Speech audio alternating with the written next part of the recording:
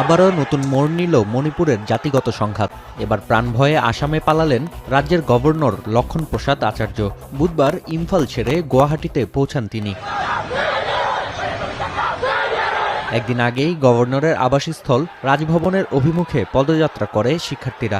দাবি ছিল রাজ্য সরকারের নিরাপত্তা উপদেষ্টা ও রাজ্য পুলিশের প্রধানের অপসারণ। এক পর্যায়ে আন্দোলনকারীদের ওপর কাঁদানে গ্যাস ছোড়ে পুলিশ। দুপক্ষের সংঘর্ষে আহত অর্ধশতাধিক ব্যক্তিকে ভর্তি করা হয় হাসপাতালে।